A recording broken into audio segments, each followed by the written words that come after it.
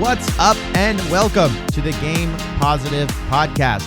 It has been a very long time since I have recorded a podcast, but we are back to talk about the E3 weekend that is coming upon us. I couldn't miss this. This is where I started my podcast talking about the upcoming E3 showcase. I know I'm calling it E3. I know it's Summer Games Fest or whatever, but it will always be E3 to me. And so I was not going to miss an E3. There's no way. In fact, I don't anticipate there being these ginormous gaps between episodes anymore. Before we get into it, though, let's actually jump in and address kind of what's been going on, why I've been away for so long, and all of that stuff. So when I first started this podcast, I had aspirations of kind of just recording myself talking about games. Obviously, I love video games. Somewhat in a way to just talk about them. Also, I wanted to have the podcast act a little bit like a time box, or like something where I can look back on. I always thought it would be so cool if like one of your relatives that maybe is no longer with us had a podcast or something that they wrote or something that they did that you could look back on and kind of remember them by, or even just your own stuff. If when you're older, look back on the times you've had those Facebook memories that always pop up. Obviously, people like looking at that stuff, and that is kind of the impetus for what happened as I started making podcast episodes and videos and things like that. I started to really get I started to feel actually a little bit bad about the quality of the stuff I was making. I started looking into how to make things a little bit better, looking into editing tricks, looking into ways that I could improve, buying better microphones, things like this. Being a solo podcaster as well, you can't really, have conversations. You have to just kind of talk to yourself. So I wanted to have a script, and I wanted to make sure it was written well, had good information in it. I presented it well and edited perfectly and things like this. And I really got in my head about wanting to make sure that this stuff was perfect, even though it never was perfect. None of my stuff, I would say, is even close to the realm of perfect. But what ended up happening is I just got in my own head, and I made the process of creating an episode or creating any piece of content way too complicated. And in doing so, it made it a lot harder to get stuff out, and I would get demotivated and things like this. I would have a news article or something that happened that I wanted to discuss, and by the time I got into the chair and started talking and rewriting scripts and messing things up, and by then the news was old and like nobody wanted to hear it, or they've already heard so many people talk about it that I would scrap it. And that happened so much. There's so many episodes or concepts or ideas that have been left on the chopping room floor because of me, again, just getting into my own head. On top of other things, obviously, I'm a dad. I have a full-time job. It's just hard to find the time. That's not really an excuse, because there's tons of dads, tons of people that work full-time that do this all the time. But it was that in combination with me just not thinking that what I was doing or what I was working on was good enough to release. And what ended up happening is I wouldn't release anything.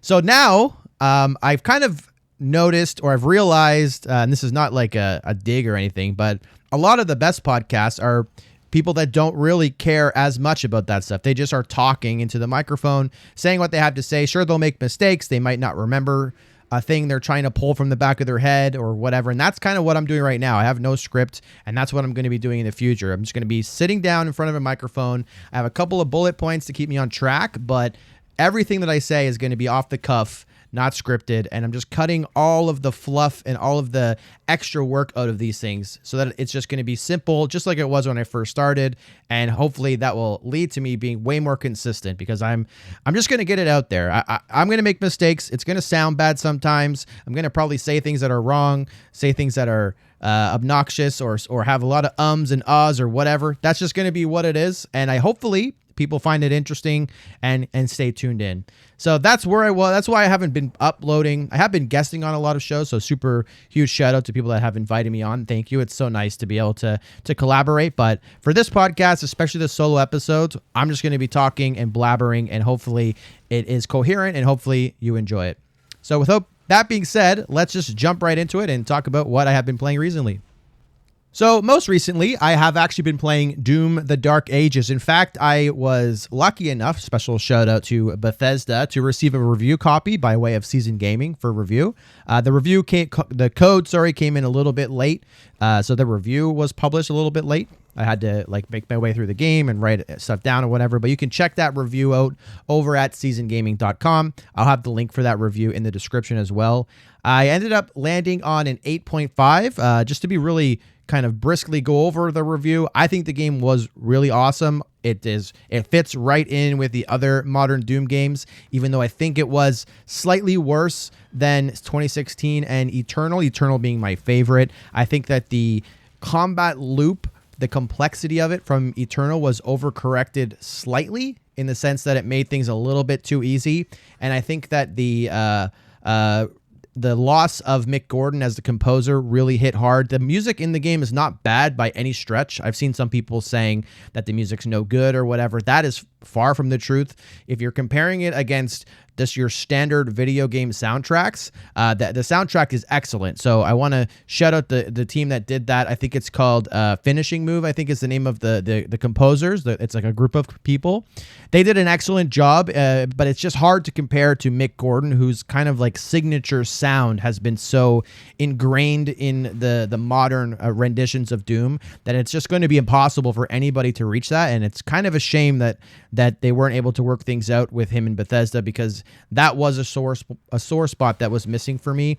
And the aesthetics of it being in kind of this medieval setting, it is really cool. I want to emphasize that it is really cool, but it's also not Doom, if that makes sense. If they made a medieval Halo, it could be cool, and seeing Master Chief with a shield and a giant mace, that could be cool. But when it's your kind of an IP that you really care about, and it's one of your favorite franchises of all time, like Doom is for me, I kind of really like the sci-fi-ness. I kind of want to be on Mars and hell and in spaceships and have the high sci-fi stuff happening, and I don't regret the decision. I mean, I can't regret the decision. I didn't make the game, but I don't necessarily think it was a mistake to set it here. I think it was a really cool spin-off. I really hope that the next one is kind of more of an extension of Eternal. The gameplay changes. That can go one way or the other. I prefer the complex nature of Eternal. Some people don't. I think that Doom: The Dark Ages was still super fun, but I think that the setting should go back to sci-fi. And man, if there's at this point, it's very unlikely, but if they could work something out with Mick Gordon, that would be the cherry on top. Overall, though, it was a great game. 100% worth. I would even say a purchase. But if you're a Game Pass subscriber, absolute no-brainer. I would check out Doom: The Dark Ages. The other big game that I've been playing, which hopefully a lot of you have been playing, because this, I don't know, this might be my game of the year. At least it's definitely my game of the year so far. And that is Elden Ring Nightreign. Elden Ring Nightreign was announced at the Game Awards, I think, last year. I think it was a quick announcement to release window. I could be completely wrong there, though. But let me just go over the concept just in case, because there's some confusion here. It's not a sequel to Elden Ring. It's not a DLC to Elden Ring. It does use the Elden Ring assets, and it takes place in the Elden Ring world. Even canonically, it takes place in the Elden Ring world, but it's a completely different game. It's a completely different style of game as well. So essentially what you do in Nightreign is you select a hero from a list of classes. These are characters that have their own abilities and starting equipment, but also their voice, their own personalities, their own stories, and their own kind of gameplay styles. It's almost like a hero shooter, but obviously it's an Elden Ring, a Dark Souls game that's in a PvE setting. Once you choose a character, you get on a bird and you fly into Limgrave, the Elden Ring map, and you are dropped into honestly, it's a battle royale. There's no PvP. It's all PvE, and it's just your team in there. You can go in solo or with up to 3 players. But your objective is to find PoEs on the map, loot different chests, kill bosses to gain souls or ruins so that you can level up and get stronger. The leveling process is super streamlined. You're not putting points into different categories. You're just simply leveling from 1 to 2 to 3, and the point scaling is automatically done based on your class. You're finding loot, upgrading loot, and you're kind of just making your way through the map as this giant kind of circle of fires pushing you towards a certain location. Once you get to that location, you're going to fight a boss, and that's considered a day inside of a round. At the end of the day, you fight a boss, and then the process repeats itself. The map opens back up. You can explore and loot and get stronger and stronger until you're eventually forced into another circle where you fight a boss, and that's considered the end of the second day. And then you fight the final boss called a Night Lord, and then that's the end of the run if you can beat that. And you kind of just do that loop over and over again. It's actually a roguelite, sorry. So after each match, regardless if you fail or if you succeed, you're going to get some items and some currency that you can use to permanently increase your character or kind of update your loadout and how you enter the rounds to become stronger and make consecutive runs a little bit easier. That's kind of the loop. The gameplay is still very Souls. You're still parrying, you're still blocking, you still have a stamina meter. It still feels really heavy and weighty, although your characters definitely are way faster and way more agile so that you can get across the map a lot faster because there's no horse in this one. You're kind of just running a lot faster. It feels a lot more actiony too. Like you can wall jump and you can, there's no fall damage. There's just a lot more, you're a lot more mobile. But the game is super fun. Obviously, the combat loop and the gameplay loop of Elden Ring, it is definitely massaged a little bit here. Like it's not one-to-one, but the core of it and what makes Elden Ring fun to play, just from a gameplay perspective, is captured here perfectly. The different bosses and enemies that get thrown into the world are really cool, especially some of the throwbacks that show up from other Souls games, which is really cool to see that continuity show up.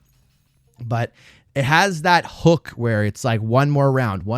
Each round, I would say if you're successful, or at least if you get to the Night Lord fight, and even if you fail, I would say a run is around 30 to 40 minutes. So there's a little bit of a commitment. If you're a MOBA player or somebody who plays like StarCraft or games that have like long run times in matches, you might not it might not strike you as too long. But if you're a shooter player or someone who is used to like 10 to 15 minute matches, they could seem a little bit long. And there's been a couple times where it's like 1:30 in the morning. I'm like, one more, really? And then obviously I do it, and then, you know, you're tired, you might die to the Night Lord, and then it's 2 a.m. now or 2:15 and you regret it, and then, you know. But that's the sign of a good game, honestly. Not a lot of games are going to force you to, or compel you, I should say, to do that one more match at 1:30 in the morning when you know you have to get up for work. And I think that, above anything, is an awesome seal of approval for Elden Ring Nightreign. There are some cons, though, I'll mention right quick. Typical FromSoft fashion, the online aspect of it is lacking in some ways. There's no crossplay, which is a huge problem for me because I have friends on all three of the supported platforms. Personally, I actually bought it on Xbox and PlayStation to try to cover some gaps. Would have been nice to have just been able to buy it for my PC and be able to play with everyone because it would run the best over there. But they still haven't figured out crossplay for some reason.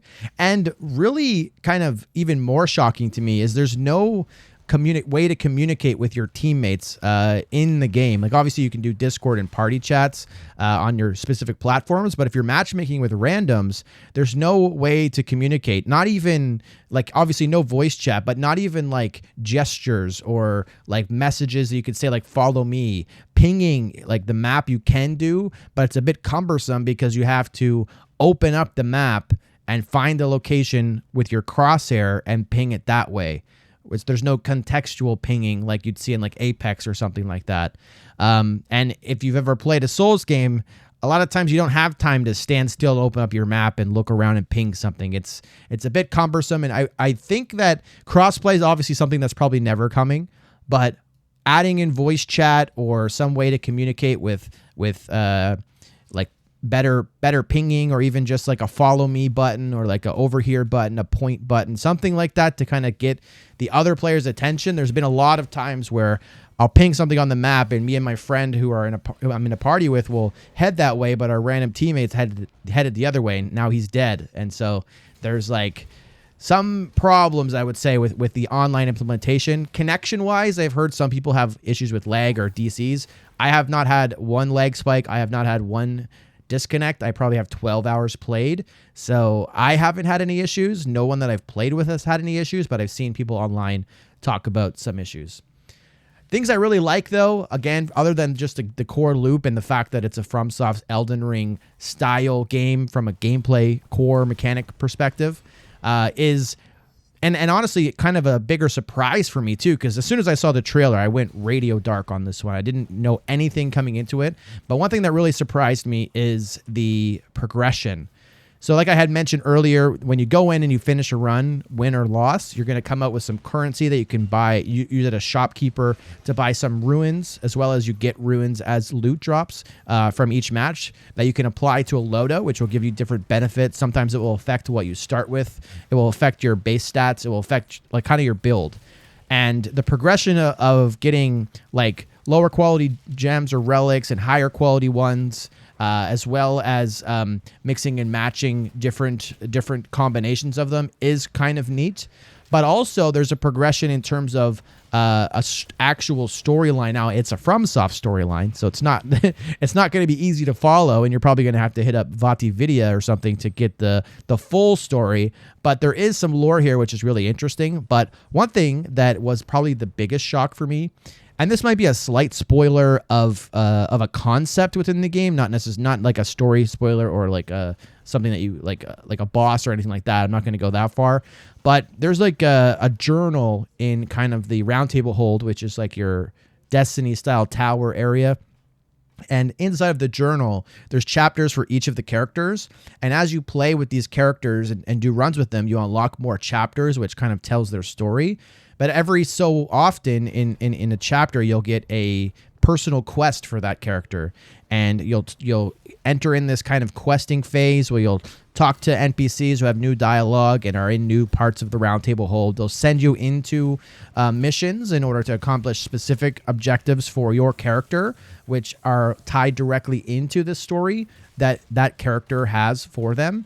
And you'll get exclusive rewards for that. Like you'll get exclusive relics that are very powerful and will impact things that are specific about your character. So they might impact how one of your character's abilities works or things like this. And I haven't completed any of these, but just the fact that they're there and there's this extra level of progression as you work towards completing the game is really cool. I was not expecting that. The encounters themselves, especially some of the boss fights, I won't get into specifics for spoilers' sake, but they are obviously awesome. Some of them, like the scale of some of them, are like top tier FromSoft boss fights, which is really cool, especially the Night Lords.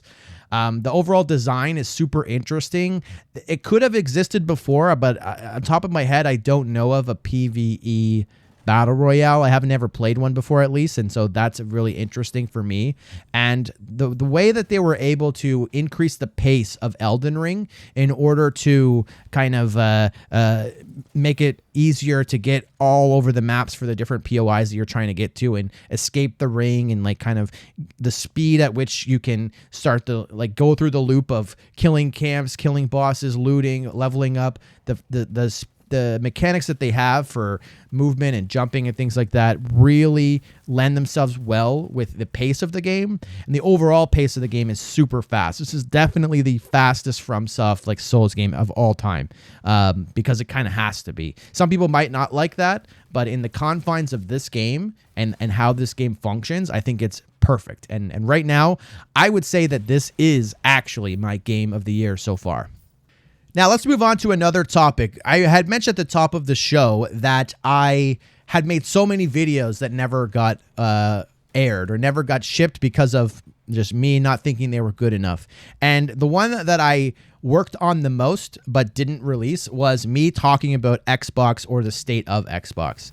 So I'm just going to just say words right now, and hopefully it makes sense. I don't have a script here. Xbox. So I have been a huge fan of Xbox since 2001, actually before that, because technically it was revealed in 2000 with Bill Gates and The Rock. I saw the reveal happen on Electric Playground, and I was a huge wrestling fan at the time. And I had a PS1 and I loved video games, but this blew me away. Everything that they showed, everything they said, I was locked in from probably 2000, I think is a better answer. And it has been my favorite platform. It still is my favorite platform. It has been my main platform like ever since then. I am a huge Xbox fan. However, being an Xbox fan and how you interact with this community and with this fandom has definitely changed. I won't go into too many details because the story's been told so many times.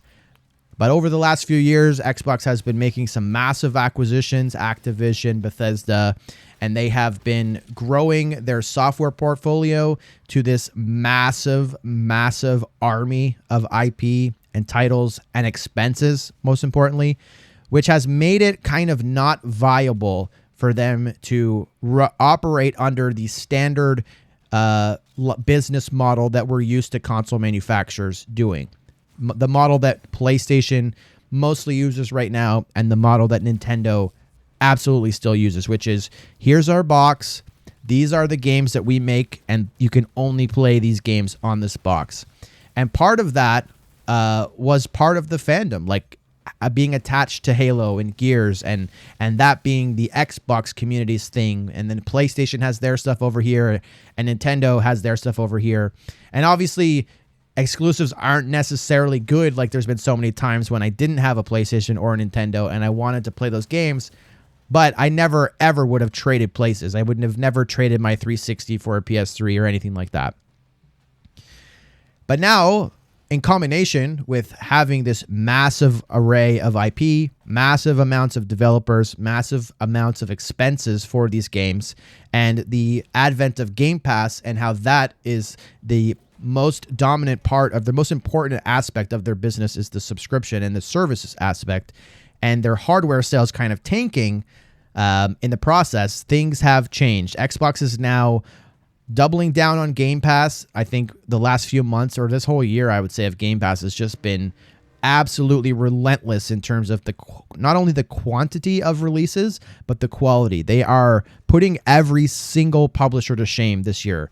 And on top of that, just in general, I'm not talking about value, because a lot of times value is kind of what is Game Pass is framed as. It's like the best value in games is what a lot of people say. And that's still 100% true. But they're crushing everybody in just games. Not value. Yeah, the value's there, but games. They are destroying people in just the amount of games they're bringing out. Those games being included in your service for no additional cost, that is just like the mind-blowing part. That's a cherry on top, okay? So because of this, there has been side effects. Now, these side effects really only affect people like me negatively, because a lot of people really will not care about these side effects. A major side effect for me is because of how important Game Pass is to Xbox and just the ecosystem of Xbox in general, physical games have been like dwindling to the point where if I walk into a Canadian GameStop or Walmart or Best Buy or something like that and go to the video game department, there's almost nothing there for Xbox. And this is like a big market for Xbox. If you go to the UK, it's like maybe there's a copy of Call of Duty and FIFA, and like that's it. If you go to Asia, they don't even probably know what an Xbox is, to be honest. So that part of it's gone. And for me, as a physical collector, somebody who enjoys, like, you know, dropping into GameStop on the weekend, checking to see what's new, is there any new sales or any new trade-ins that are interesting or rare games that you can find, that aspect of it. If I'm forced to go to Walmart for some reason against my will to pick something up, I still go to the electronics department. Maybe there's something cool on clearance. Maybe there's something neat hanging around, a good sale or whatever. And I don't see any Xbox anymore when I do that. And that sucks. That really sucks. On top of that, though, the worst part, I think, is that I don't think there's a lot of life left in Xbox, like, hardware specifically, like the Xbox console. I do think we get another console, but we just had reports that the dedicated handheld has been either shelved or postponed indefinitely. And I think that Microsoft is seeing how big their software sales are getting and how much growth they're seeing over there in terms of their revenue and specifically profit, and they're seeing these Xbox Series X's and S's kind of rot on the shelf. Last year, they were all over the shelves, just sitting there collecting dust from my anecdotal experience. Now when I go, they're not even in stock. And if you look at pricing, currently right now, you can get a PlayStation 5 Pro with Call of Duty for cheaper than a 2 terabyte Xbox Series X. A PS5 base with a disc drive and Call of Duty is $100 cheaper than a Series X. The digital PS5 is $200 cheaper than a Series X. It is just not close. I talk to people at GameStop a lot because, like I said, I go there a lot. I'm friends with some of the people that work there, especially one of the managers at my local one. And yeah, I ask them all the time, like, how many people come in asking for Xbox. It's almost zero. When Doom the Dark Ages came out, right, I wanted to get the premium edition physically, and then I pre-ordered it from GameStop, and I realized, and this also happened with Avowed too, same thing. I pre-ordered it, and then I realized that the game's not on the disc, and so I canceled the pre-order. My physical copy of Avowed and my physical copy of Doom are both still in that GameStop. Still. Avowed came out in, I think, February. I pre-ordered the steelbook for it. It got sent to the store. I canceled it right at the end, and that copy is still there. When Claire Obscure came out, he said it was a rarity for physical games that they got one copy without a pre-order just sent to the store. And one of the days that I was there, and again, I know this is anecdotal, but I think this applies to a lot of stores across North America. I went in. I had, in the time I was there, okay, this is the day after Claire Obscure came out. I was looking for something else. There was 3 customers that came in looking for PS5 copies of Claire Obscure, and they didn't have it. It was sold out. And each time they asked him, they said, we do have this one Xbox copy, because they sent us one and no one's bought it yet. And these people literally like gave a disgusted look that they even suggested buying it on Xbox. And that's kind of like, that's a bit extreme, I'll admit, but that is kind of the state of things, okay, for Xbox hardware and for Xbox in the physical market. Now, that's the end of the negative stuff for Xbox, because the rest of it is all good news.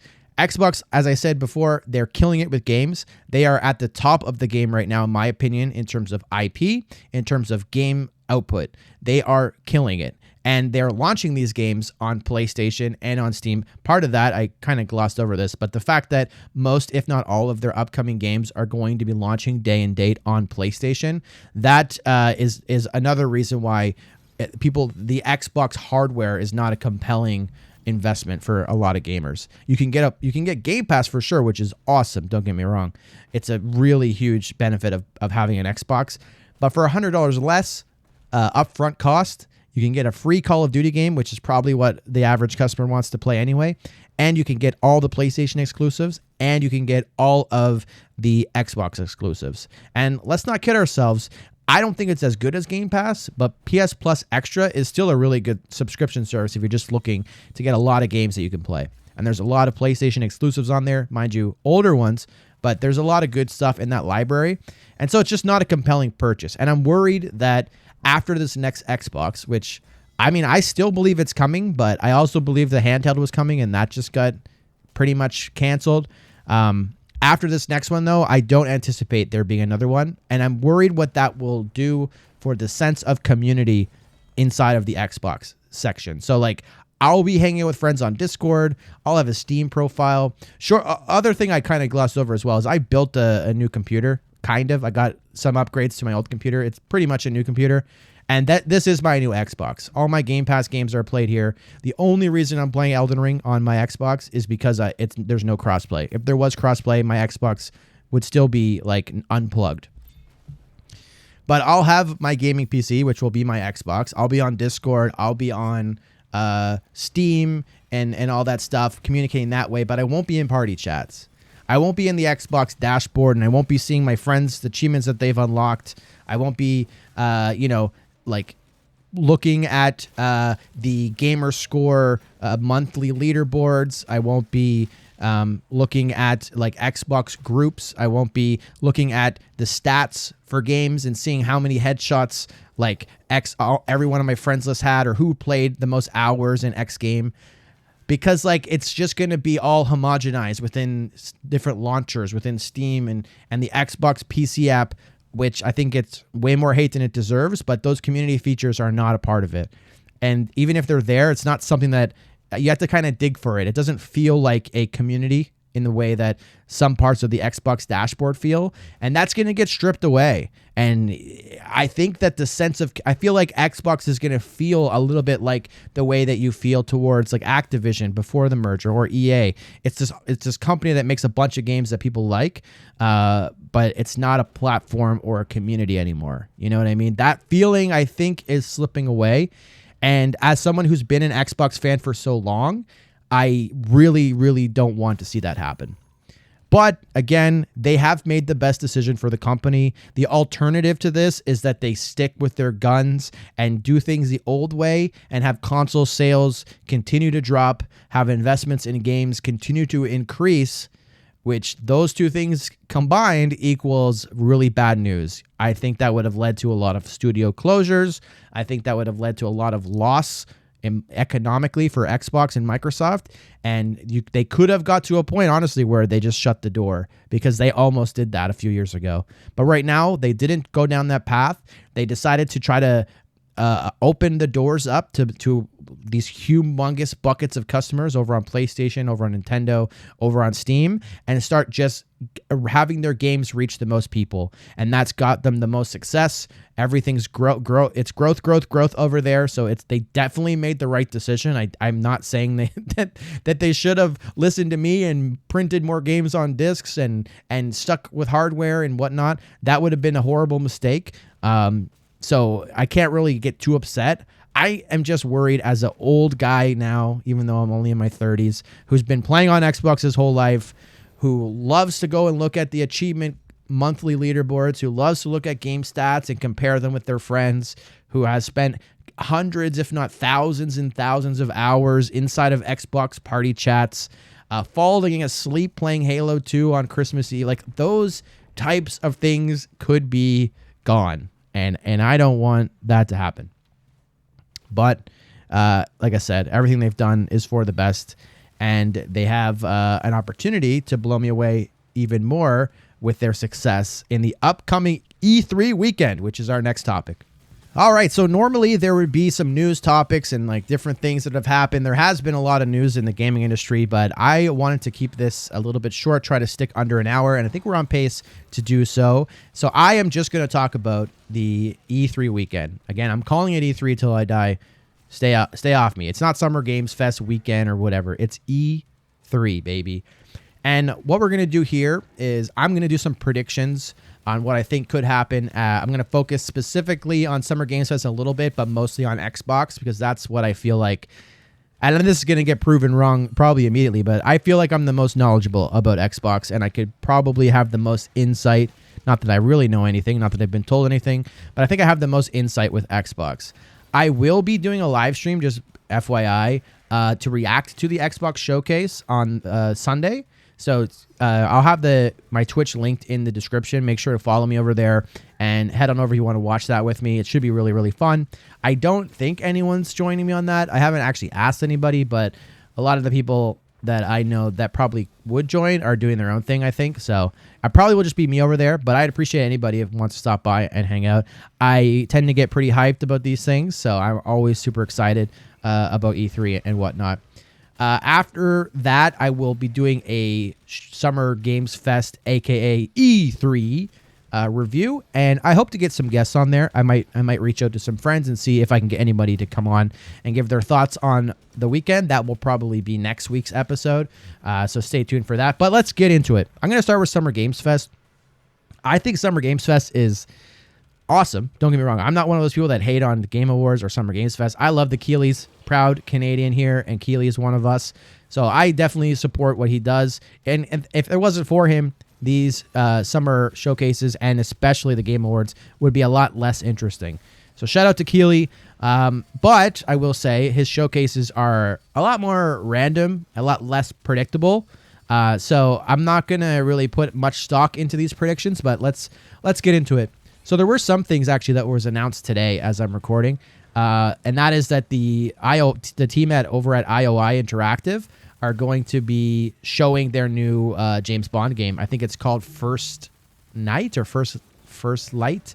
I might be wrong there, but they are making a 007 game, and they have confirmed that it will be at Summer Games Fest, which is really cool. My question, I guess, would be if they are going to have it be a sandbox game like the most recent series of Hitman games, or if it's going to be more directed like Hitman Absolution, which, in my opinion, I know it didn't do as well as they probably would have liked it to, and it's not looked at as fondly by Hitman fans, but I think Hitman Absolution was a fantastic experience, and if that game had like a remaster that released with some more polish and a budget-friendly price, I think that would do pretty well. They did a really good job at kind of a directed single-player action experience, so that could be what this new entry in the 007 game is. What's super interesting though is, as far as I know, I'm not an expert on James Bond, but I think this is a original story, so it's not confined to be matching some tale from a movie or anything like that. And it also is likely not going to have like a actor's likeness, like Daniel Craig or something like that. So it'd be interesting to see what the model looks like. If you're listening, IOI, I would suggest Pierce Brosnan. That's my 007. Go Pierce. Other games that I think might show up, I think that it's been long enough, and I think Monster Hunter has been shown at a Keighley Award like 700 times. So I think that there could be a tease or a trailer for some sort of update to Monster Hunter Wilds. That game was a lot of people's front runner for Game of the Year, and I did think it was a great game. I don't think it's going to be my Game of the Year, but I think we could see that there. I think that I'm not going to get into the news aspect of this, but EA recently closed down Cliffhanger Games and canceled the Black Panther game, so they could be due for some good news or some good vibes, and potentially they made this announcement before so that they could kind of drown it in a showing of Motive's upcoming Iron Man game. That could be really cool to see. I think that it would be very smart of them to borrow some of the technology from BioWare in terms of the flight mechanics in Anthem. Obviously, as soon as people touched that game, their first thoughts were Iron Man, which is valid, and I think that this game could be really cool. Motive, I think, is very underrated, although I know some people over there have recently kind of changed ships and left, but I really like the story in the Battlefront 2 campaign, even though it was kind of short, and Star Wars Squadrons was really cool as well. So I have high hopes for this. There hasn't, honestly, since Spider-Man came out on PS4, I don't think there's been a Marvel game that has not been great. I like Spider-Man 2, although some people don't. Guardians of the Galaxy, super underrated. Absolutely play that game. One of the best written games, one of the best stories in a superhero game, I think, outside of the Arkham games that I've ever seen. I think Midnight Suns was awesome. I think that Midnight Suns is kind of an acquired taste just based on how the game plays. It's not an action game necessarily, but it was great. And so I have high expectations and high hopes for Iron Man. I think it would be really good for EA to make an appearance here. I don't expect it to come out soon. I think the partnership was announced in 2023. So it's fair to say that they've probably had around 2 years of development so far. How much of that time was principal development? Probably a lot less. There's probably been a lot of pre-production. But I think that some sort of CG trailer or announcement with a release year, which would probably be 2026, 27, that's probably also subject to change. But that kind of a stinger would do a lot to get the EA kind of good vibes going. I also expect to see Battlefield here, the new Battlefield, which could do a lot to change the sentiment around EA, at least temporarily as well. Battlefield, from what I've seen, looks fantastic. I haven't actually got to play it in the early access stuff yet. I haven't been invited yet, but I've heard good things, and I suspect that that's coming this year, in sometime in the fall. And I think that's going to go toe-to-toe with Call of Duty. And thanks to Game Pass, I only have to buy one, so I'll be playing both. But if I'm being honest, I definitely am looking forward more to Battlefield. I also think that Kojima will be there because Kojima is always there, and I will make a bold prediction because there's 3 different things he could be showing. I think that he will... Obviously, there will be something with Death Stranding. like some sort of launch trailer or something. I'm not going to count that. I think it really comes down to either his PlayStation game or his Xbox game, which one will be shown. A lot of people think the Xbox game is vaporware, but I don't. And I have faith in this. I think that the Xbox game has started development first, and so I think that that's going to be the next Kojima's Productions game, and I think that that's what we're going to see. Another thing that I believe will be there, because I've seen rumors to suggest so, and this could end up being the One More Thing announcement, but I have a different prediction for One More Thing at the Summer Games Showcase. But I do think that Resident Evil 9 will make an appearance. I think that Capcom is absolutely due for a Resident Evil game. And I think that it will move away from maybe not the storyline completely, but I think that the protagonist will change. I think that Capcom is obviously a very talented company, but they're also a very smart company. And I know that they've looked at the responses for all of the remakes that they've done and everything like that. And I think by far the remake, I should say, that has gotten the most attention, probably sold the most and was praised the most, was obviously Resident Evil 4, one of the best games ever made. And Leon, I think, is due to be a protagonist again. And I suspect that Resident Evil 9 will feature Leon as a protagonist. I also think that they could move back to third person, which I am mixed on, because the first person aspects of 7 and 8 made the game so much more scary, especially the first kind of act of 7. But Resident Evil 4, like it just it's just better. Like, it's a better game. It's not as scary, but it's obviously it's one of the best games of all time. I'm not joking when I say that. So it's possible they could move back to third person. If they are going to make Leon the protagonist, I think that would make sense, because you don't want to be Leon in a Resident Evil game and not see Leon, right? You want to see that hairdo. You want to see that like brown jacket. You know what I'm saying? So hopefully that we do get that. Hopefully it is Leon, and I'm curious to see what changes. I think that 8 was very similar to 7, with a little bit more action. I suspect 9 will be more transformative than the jump from 7 to 8. But I do see that coming. It could be the One More Thing, although I do think, and I'll just stop, this will be my last prediction for Summer Games Fest, I think the One More Thing is going to be Kingdom Hearts. I think that most of the stuff that Square reveals, at least recently, has been at the Keelys, from what I can remember. Not just Final Fantasy, but just Square Enix in general. I think that the third part of the 7 remake trilogy is far away.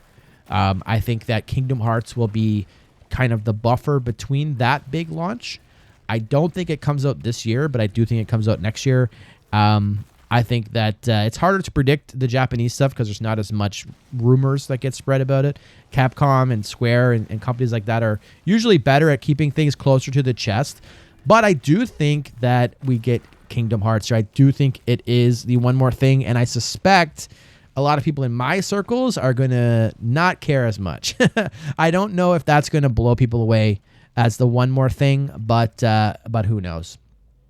That's my prediction. Now, let's move over to Xbox.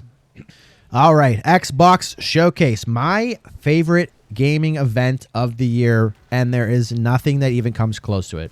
I'm going to break these predictions down into 4 categories.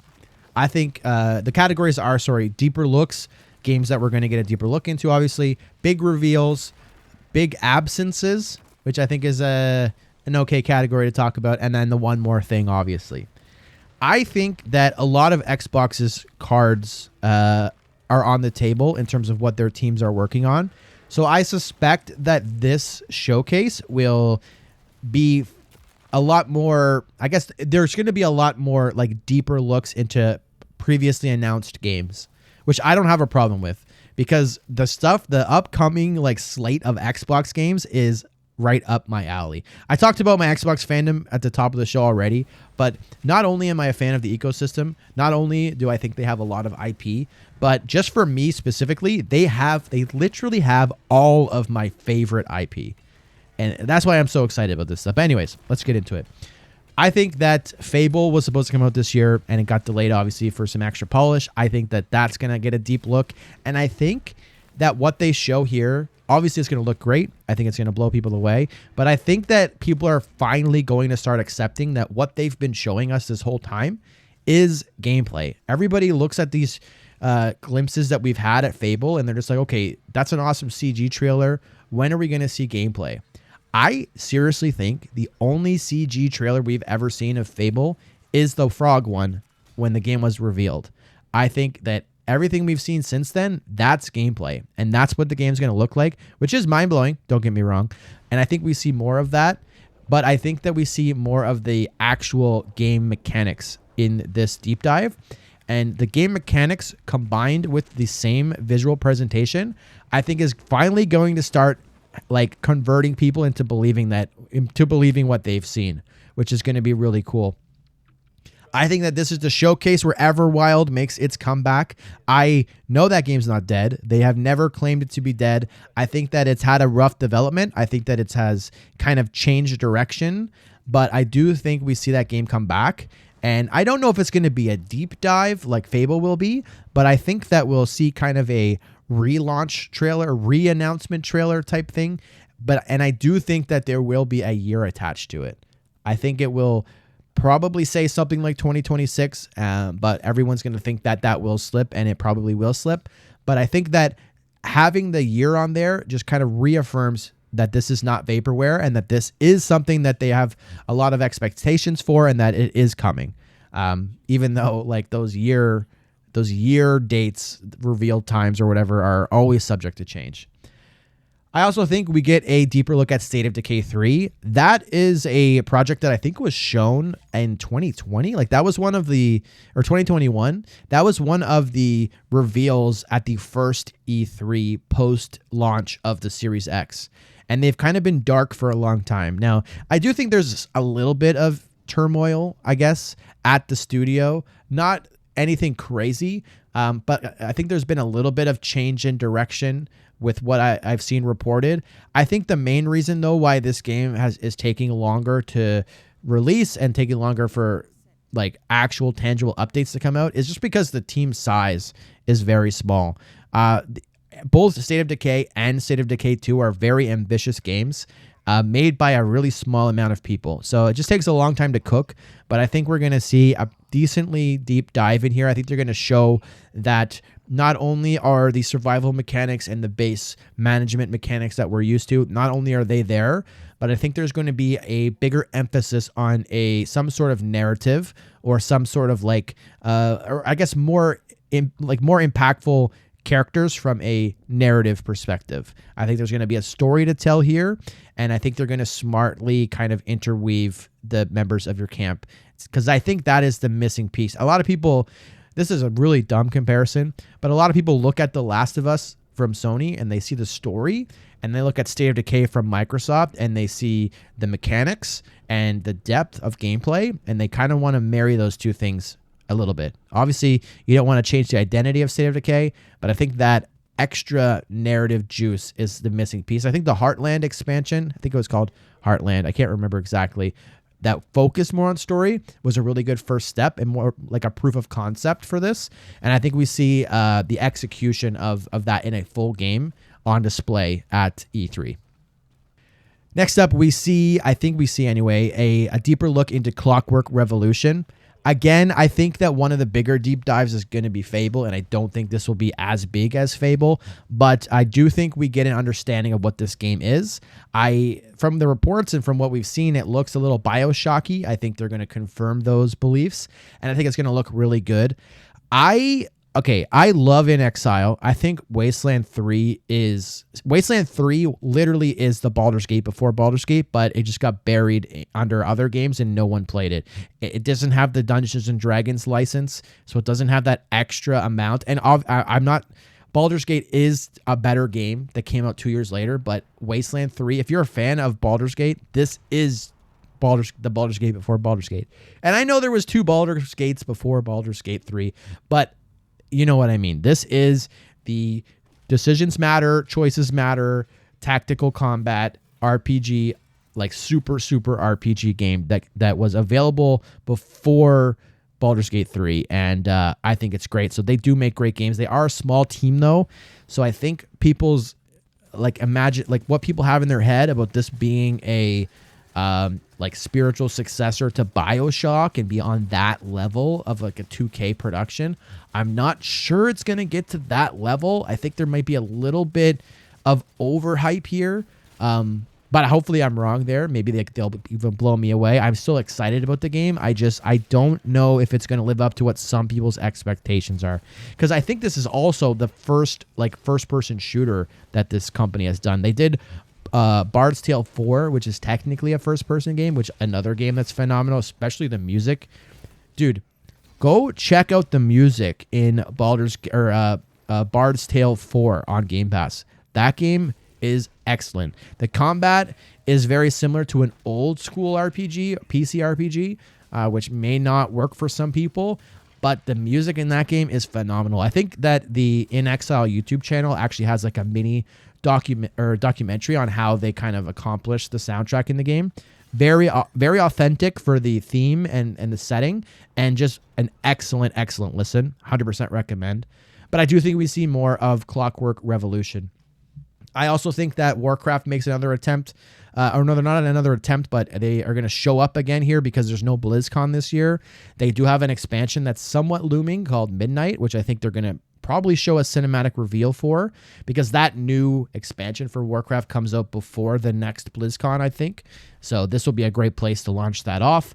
And I think we see a lot of E-Day. I think Fable gets the most screen time here, but I think we have a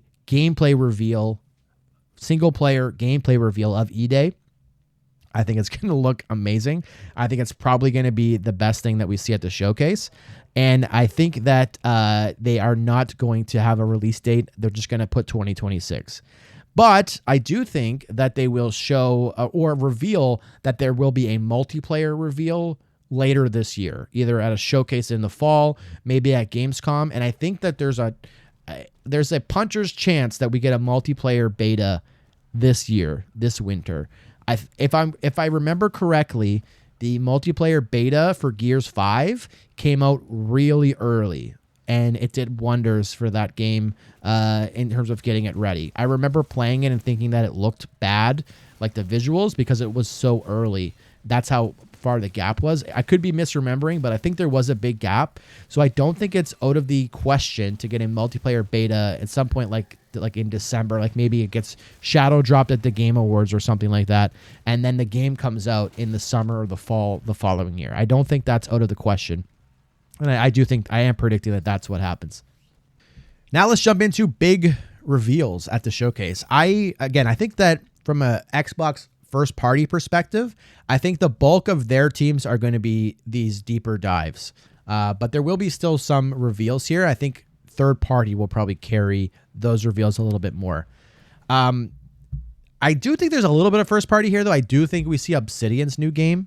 I don't know what it's going to be. If you've watched Psych Odyssey, you could see that they have the game jam that they do there, that they did I think they do it every year, but they did film it for Psych Odyssey, and there was a game that won the game jam that I think there's been rumors being reported that it actually did get greenlit into a full game. The name of it is slipping my mind here, but it has something to do with like pots. I'm not going to do it any justice describing it, so I'm not going to. But I think that we do see that. I will say that it was a multiplayer game, not a new Psychonauts or something like that. But I do think we see that here. If it's not that, then it might just be something completely new from Obsidian. I would love to see a what's it called? Oh my God, it's slipping my mind. Like the game with Jack Black, Brutal Legend. I would love to see a Brutal Legend remaster. That's always going to be on my bucket list, but I don't think we get that. Unless Jack Black really wants to. Like, come on, Jack, sign the contract. Let's do it. But I think that could be one of the only first party reveals. I mean, I think, okay, I shouldn't say that. There will be a Call of Duty something.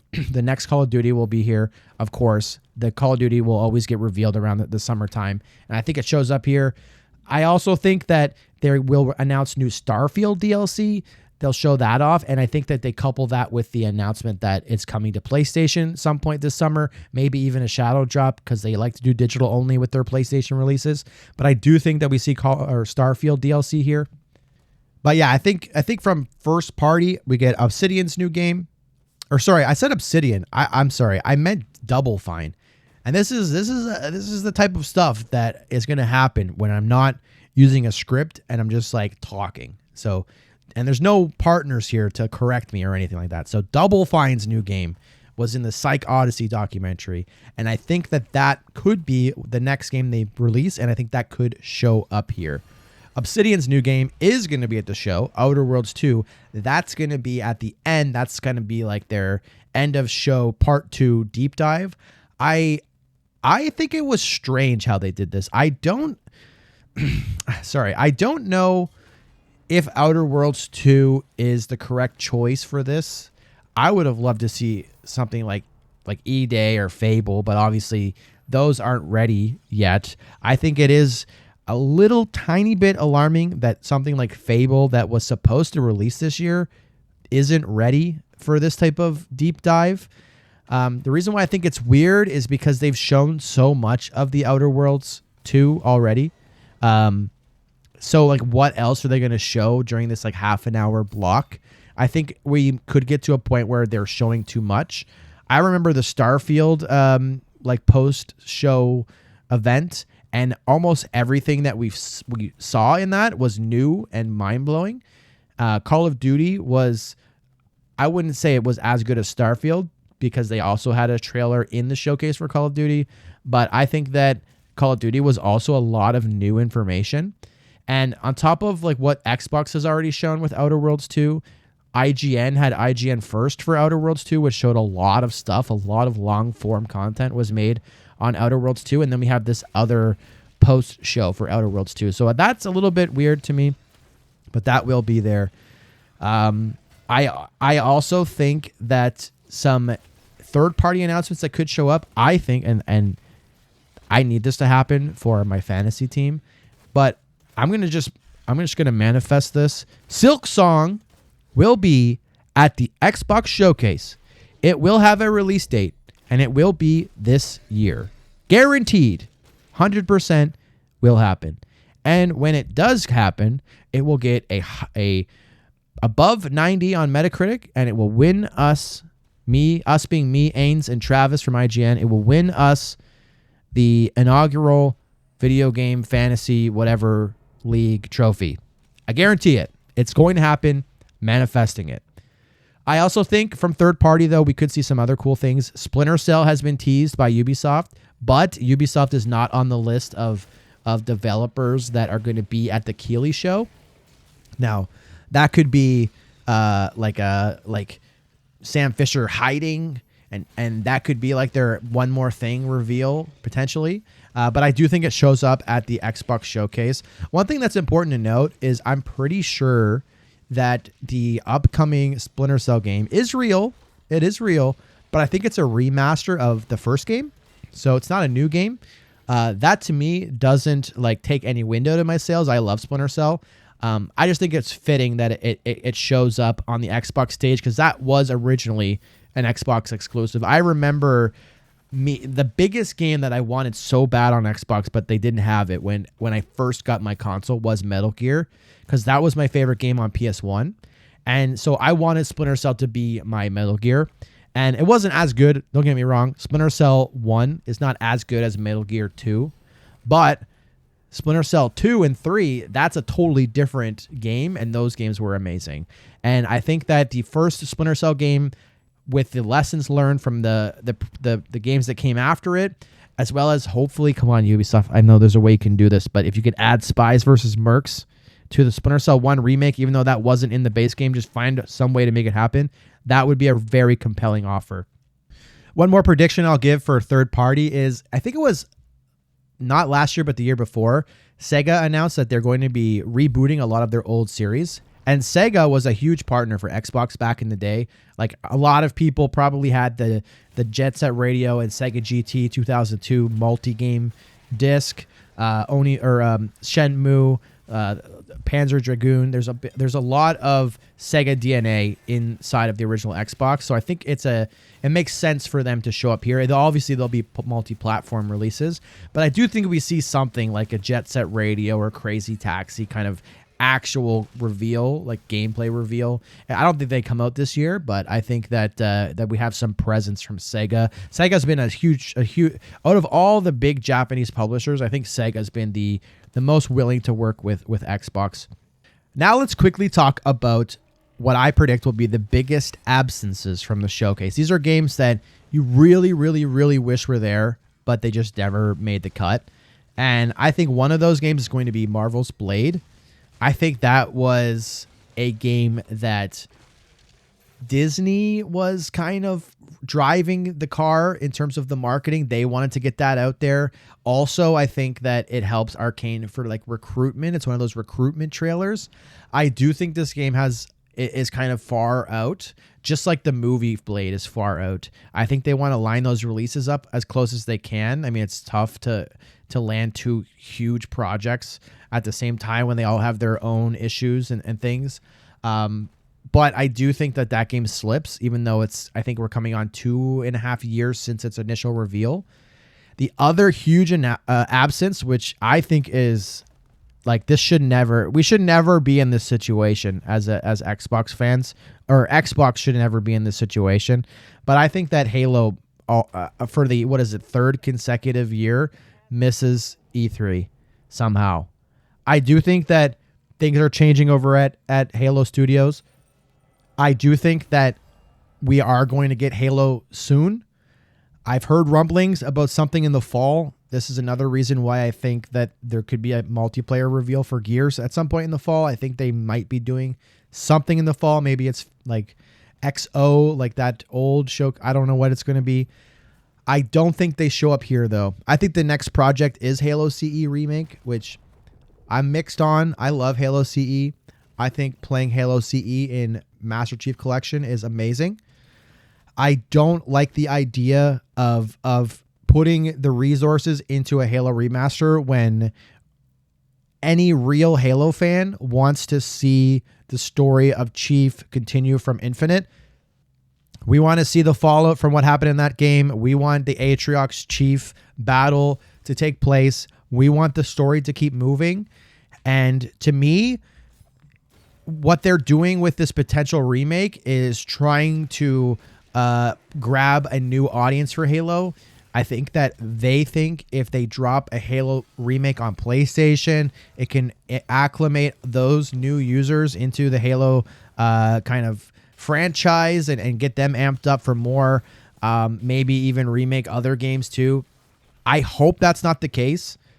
I really hope that if they do announce a Halo remake down the road, again, I don't think it's going to be at E3, that it is a companion announcement with the future of Halo. Anyone who's a Halo fan, okay, anyone who's an Xbox gamer, even a PC gamer, that's a huge Halo fan, a Halo CE remake is nice.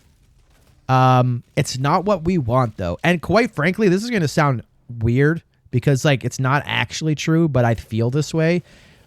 Xbox fans and Halo fans deserve to see the story continue. We don't want the step back that happens when you spend all this money and time remaking a game that's already been remade 3 times. Halo Infinite came out in 2021.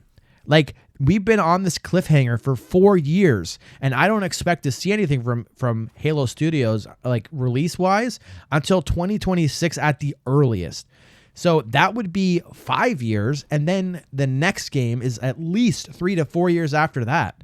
I don't want to be... Halo is the most iconic franchise in Xbox's history. It's one of the most influential games of all time.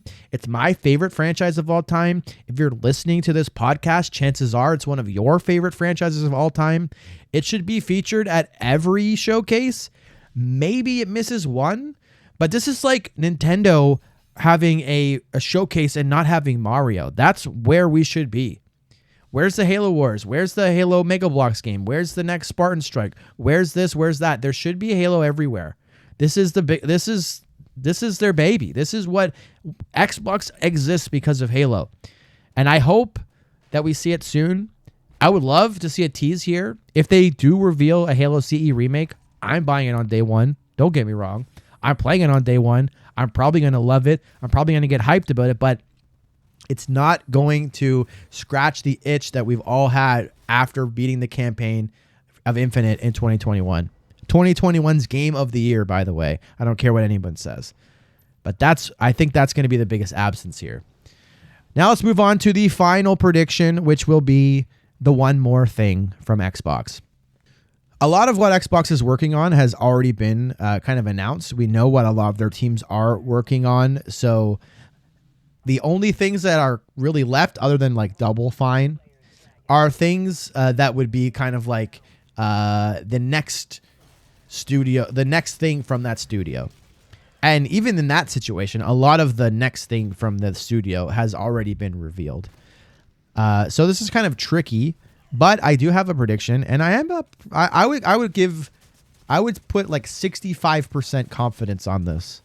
I think that it's in the show. I mean, it might not be the one more thing. I don't know. I'm going to say it's a one more thing. And that's going to be a multiplayer game. A new multiplayer game that is a big multiplayer game.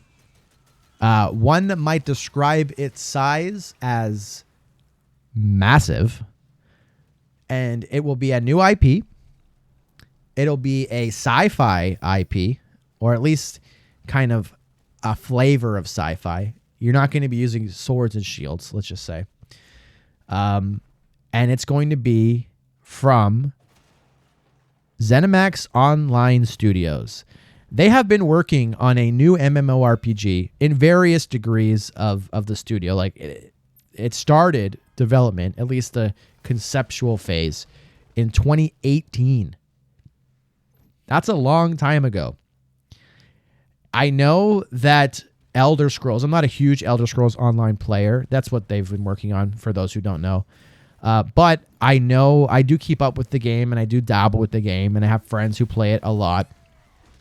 But I know that game has been kind of, I don't want to say winding down. Like, it's not like it's on its deathbed, but they have done the classic thing where they have changed the cadence of the content delivery. They've changed the structure. So before, if you don't play ESO, they would do a massive chapter reveal, they call it, which is basically an expansion every single year. And surrounding that big expansion drop, there would be tons of other content sprinkled throughout the year, which they would call chapters. Chapters is the big one, I think, or something like, I can't remember the terminology, but essentially they would have these DLCs, usually like 3 or 4, and a huge chapter. I think it's 3 DLCs in a chapter. That was considered a year of content for ESO. And they've changed that model to still deliver great content, but the overall scale and scope of that has shrunk. And another franchise that has done that recently is Destiny. And Destiny has done that because the bulk of development is shifting towards Marathon. That's kind of what happens when you're a studio that has this huge game that you've been supporting for a long time. You can't just kill it and move on and start developing the next one, because these games have to keep going on. And so they change the structure of content delivery so that they can still actually like kind of provide content for the players of game 1, while the majority of the team puts their focus on game 2. I think that the new MMO from ZOS has started development 2018 and probably kind of made itself into a proof of concept a few years after that. I think in the last couple years, though, they have been going really heavy into full development, and I think they're ready to show it off. And I think that's what we're going to get here. I think it's a new MMO. I don't think they're making a single-player game or anything like that. And I think it's going to be a sci-fi one. This has sort of been leaked, I will say. This is not totally off the cuff. There have been fragments of this reported in the Activision court case leak, where they have mentioned a new MMO from ZeniMax Online Studio that was supposed to come out last year or the year before, I think. But that was pre-COVID predictions, and then COVID has kind of bumped all the timelines up. This is like, I think was their upcoming slate as of 2020, which would have been set before 2020, and then it would have been completely scuffed by COVID.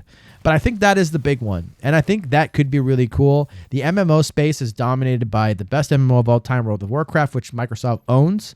So I think that having a sci-fi kind of MMO that's made by ZOS, which if you've played ESO and Warcraft, they do compete against each other in the sense that they're both fantasy MMOs, but their gameplay mechanics are widely different. One is an action combat game. One is a tabbed targeting combat game.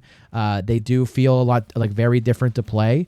And I think having this distinction of being a sci-fi setting further differentiates it from Warcraft, which technically is Microsoft's baby in terms of MMOs.